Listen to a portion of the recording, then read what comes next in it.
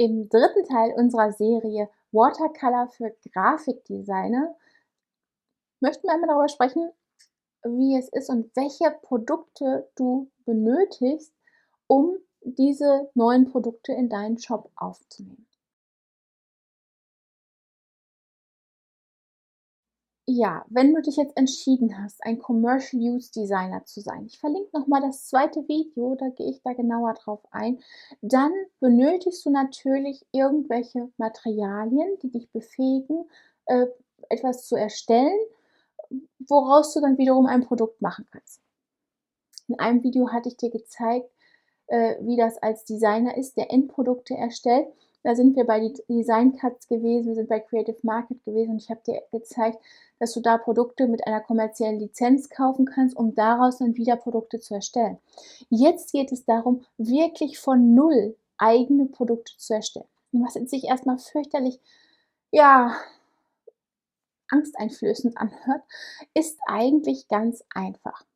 Du entscheidest dich im Prinzip für ein Material und das Material nutzt du dann, um deine Produkte zu erstellen. Und das muss gar nichts Großes sein. Wir gehen jetzt einmal am Rechner und schauen uns einmal, ja, noch einmal die Produkte von der Green Art Studio an und schauen, welche Produkte sie braucht, um ihre Produktpalette zu erstellen. Ich habe jetzt hier noch einmal den Etsy-Shop von Green Art Story aufgerufen und darunter ein Produkt, das heißt Foggy Forest und das hat 42 PNG-Elemente. Das heißt, sie hat 42 Sachen gemalt, hat die wiederum eingescannt, freigestellt und als PNG abgespeichert. Die sind alle in dem Produkt erhalten und damit kannst du dann wiederum eigene Produkte für den Endnutzer erstellen. Also sprich Karten oder T-Shirts oder was immer dir einfällt, ne? Cappies oder Duschvorhänge, Kisten, Handyhüllen, was immer du magst, kannst du aus diesem Produkt erstellen. Wenn du dich jetzt fragst, wie du das jemals lernen sollst, möchte ich dich noch einmal darauf hinweisen, wir haben jetzt einen Watercolor-Kurs und den verlinke ich unten in der Infobox und da zeige ich dir genau, wie du mit Aquarellfarben umgehst.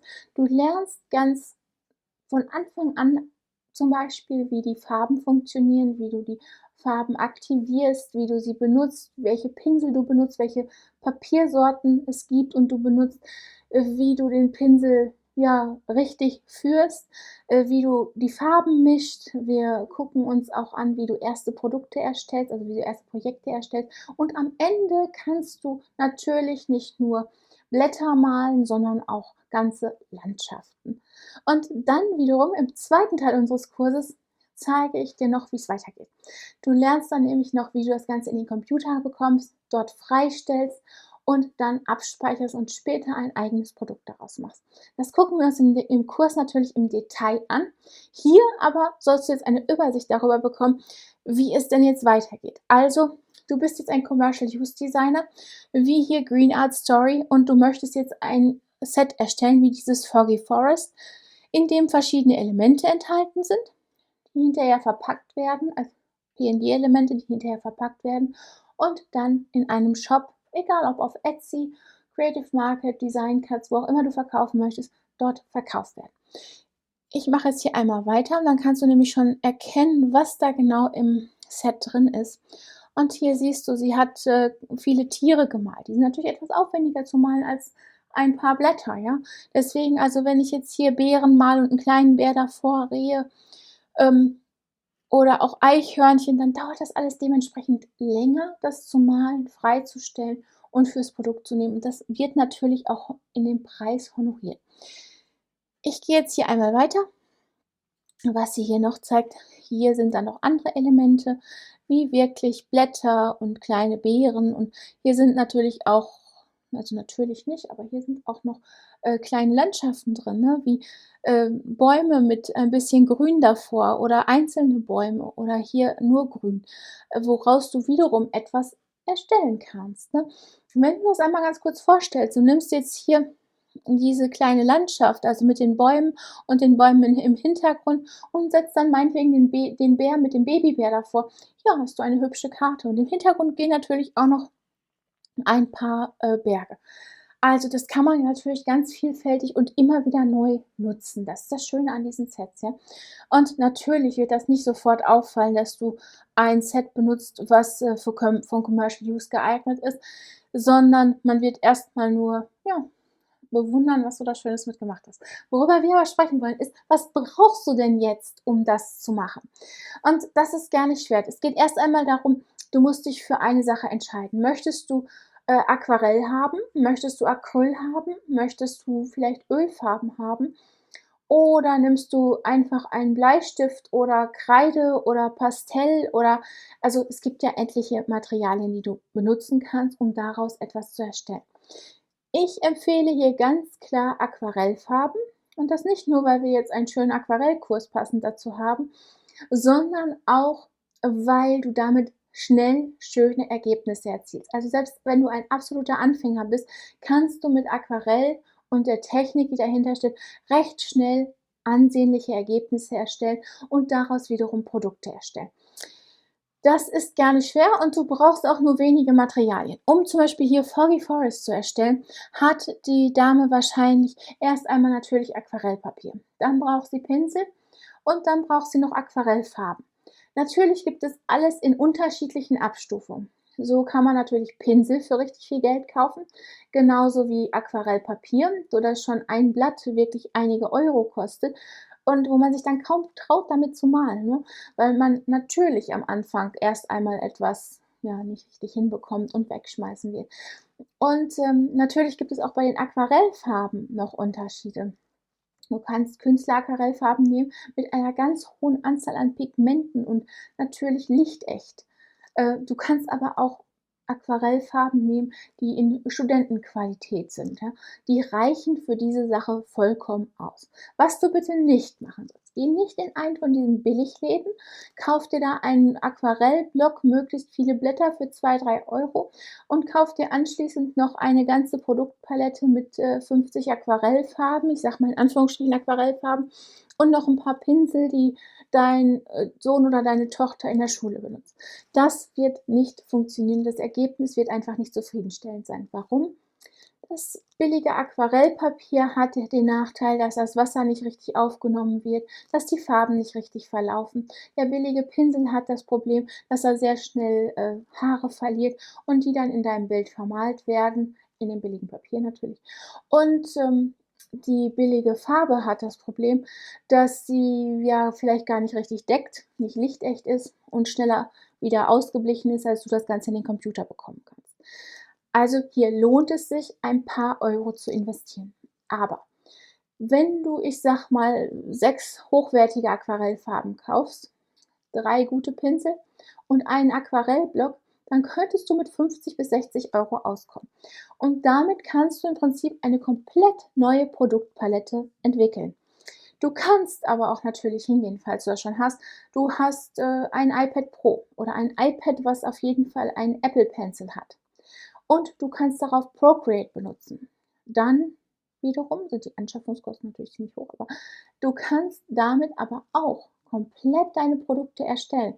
Und das Schöne ist, du musst sie dann nicht erst digitalisieren und freistellen. Die sind schon auf deinem iPad und können einfach so als PNG übernommen werden. Auch absolut machbar. Du kannst natürlich auch einen ganzen Set Acrylfarben kaufen. Auch die gibt es schon für wenige Euro. Ne? Da gibt es ganze Sets von Arteza zum Beispiel. Ich verlinke das alles hier unten in der Infobox. Da kannst du es einmal ansehen. Das sind einfach nur Empfehlungen, nicht die hochwertigsten Sachen, aber dennoch Pinsel, Farben und auch Papier, was du genau dafür nutzen kannst und wo du ansehnliche Ergebnisse erstellst. Besser geht immer, aber wir müssen nicht gleich ein Wahnsinnsvermögen ausgeben, um einmal das Aquarellfarben malen auszuprobieren.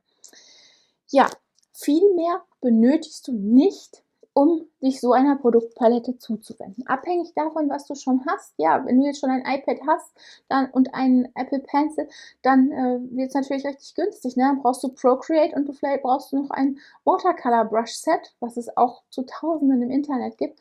Und dann kannst du schon loslegen. Ja, auch das ist absolut möglich und machbar. Wenn du schon Acrylfarben zu Hause hast, kannst du natürlich auch die nehmen, ne? Und kannst damit etwas malen. Ist natürlich eine ganz andere Konsistenz, verhält sich ein bisschen anders, aber im Großen und Ganzen kannst du auch damit natürlich malen, das in den Computer einscannen, freistellen und für deine Sets nutzen. Das Wichtige ist immer, dass du von Null denkst, ja? Also der Commercial Use Designer denkt immer von Null. Wenn ich Papier haben möchte für ein spezielles Projekt, ja, dann muss ich es malen. Ne? Also dann würde ich im Prinzip hingehen und würde mir ein Aquarellblatt Papier nehmen und würde da vielleicht Farben reinlaufen lassen, sodass ich dann ein Blatt habe, was ja wirklich nur ich habe, ne? Weil das möchte ich ja weiterverkaufen an jemanden, der daraus wiederum etwas erstellen möchte. Deswegen der Commercial Use Designer erstellt alles von Null. Du hast keine Hilfe, natürlich kannst du die Inspiration holen, das ist kein Problem, aber du machst alles von Null, wenn man so möchte, ja. Du malst selber, du erstellst selber, du kreierst selber, notfalls hämmerst du auch selber. Also es ist alles von Null auf erschaffen und wird dann erst verkauft, sodass du etwas wirklich ganz, ganz Individuelles hast. Ja, wenn ich dich jetzt verschreckt habe, dann tut es mir leid, weil das ist wirklich gar nicht meine Absicht, weil Kunst kommt in so vielen verschiedenen Facetten und Farben, dass man gar nicht unbedingt Angst haben muss, das zu erstellen. Also wenn du kein Künstler bist, nicht malen kannst und das alles ganz, ganz neu für dich ist, musst du ebenfalls da keine Angst vor haben, weil es ist absolut machbar, dass du ein Commercial Use Designer wirst und von da aus Produkte für andere Designer erstellst. Oder natürlich kannst du auch Commercial Use Designer sein und dann für den Endkunden etwas erstellen. Du musst natürlich nicht deine Produkte lizenzieren und weiterverkaufen. Ist auch machbar, natürlich. Dann hast du halt sehr, sehr individuelle Projekte und Produkte. Ich hoffe, das Video hat dir geholfen und auch ein bisschen die Angst genommen vor den Farben, Pinseln und vor dem Papier. Und wenn dem so ist, dann freue ich mich, wenn du unseren Kanal abonnierst, die kleine Glocke anklickst, damit du benachrichtigt wirst, wann immer wir ein neues Video posten und vergiss nicht auf den Like-Button zu klicken. Bis zum nächsten Mal. Tschüss.